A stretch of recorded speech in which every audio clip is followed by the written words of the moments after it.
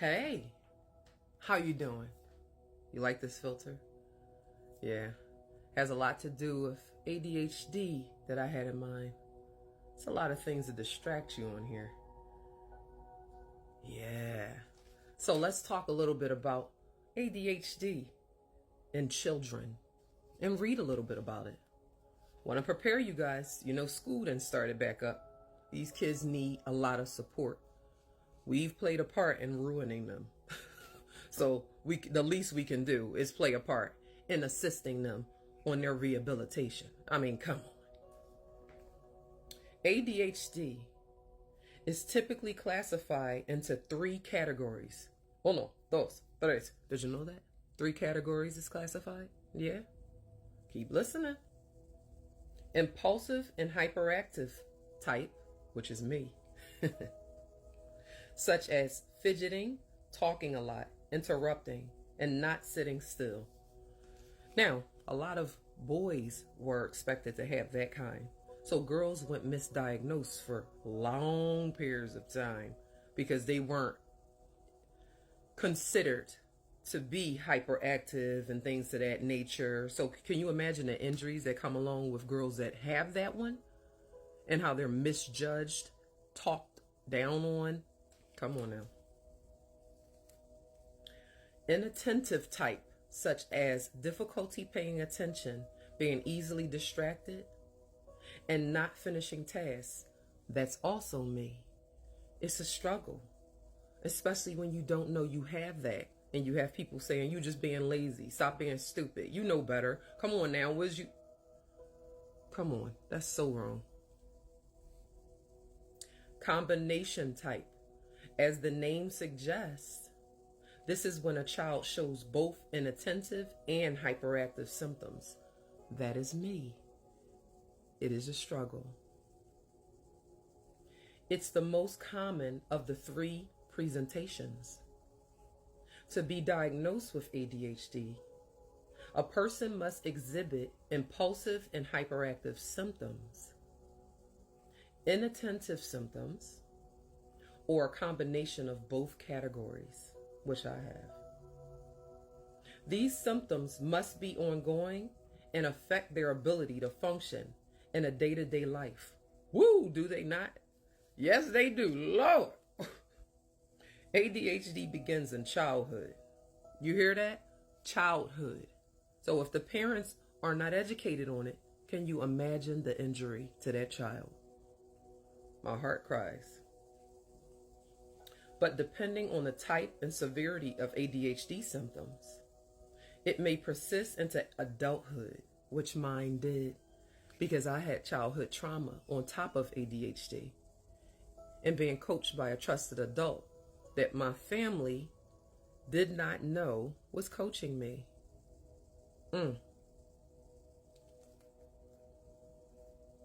Several studies have shown that around 60% of children with ADHD will continue to have symptoms as adults. Though this statistic varies widely from study to study, symptoms can also change over time. Outward hyperactivity in children may turn to inner restlessness in adults. That is so true. When you are restless, it is just like, it's the worst. So let's talk a little bit about symptoms in boys with ADHD. Though boys can exhibit symptoms of inattention, they are more likely than girls to show impulsive and hyperactive behaviors instead of or in addition to inattentive ones. Impulsive and hyperactive symptoms include fidgeting, tapping hands or feet or squirming in their seat, difficulty staying seated when expected to, such as in a classroom, running around or climbing when or where it is inappropriate. My oldest has ADHD. For example, when she was in 2nd grade, she got a hall pass to use the restroom and for whatever reason decided to jump on the bathroom door and swing on it, and then the door broke, y'all. They sent her home with a note to me and Dad that we had to pay $176 for the door she broke. That's an example of impulsive ADHD hyperactivity. big time. Also, inability to play or do activities quietly. Constantly on the go, as if powered by a motor. Brrr, yeah, baby. Talking excessively. Yeah, we speak a crazy emotional tongue. Blurting out responses before a question has been finished. Finishing people's sentences and difficulty waiting to speak in conversations. That comes from the poor memory. A lot of times if we have an answer, we can't hold on to it and wait our turn. It'll disappear because of the neuron challenges we have when it comes to the neurons sending messages to the next neuron so the brain can get the message and we can do whatever the body needs to do. But in our brains, that memory will leave and then we won't be able to contribute and we'll feel like really upset about it. So that is something that we could work out in cognitive therapy for sure. Difficulty waiting their turn, such as while waiting in line.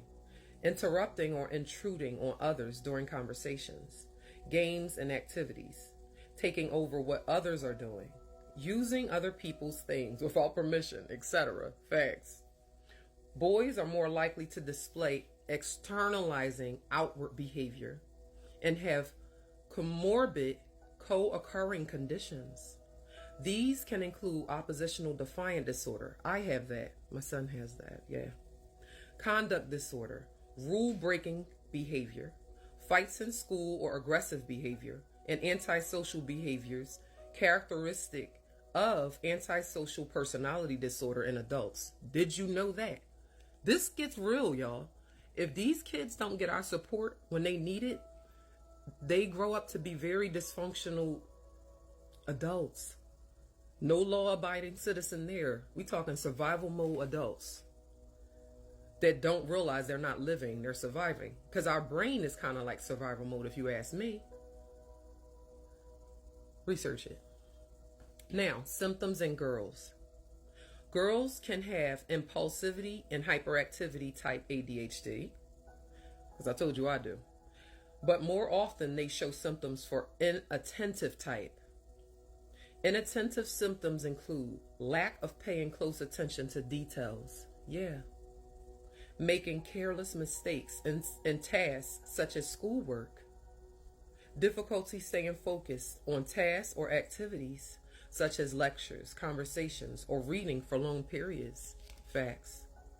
Seeming not to listen or zoning out when spoken to. Excuse me, I stutter. I'll read that again.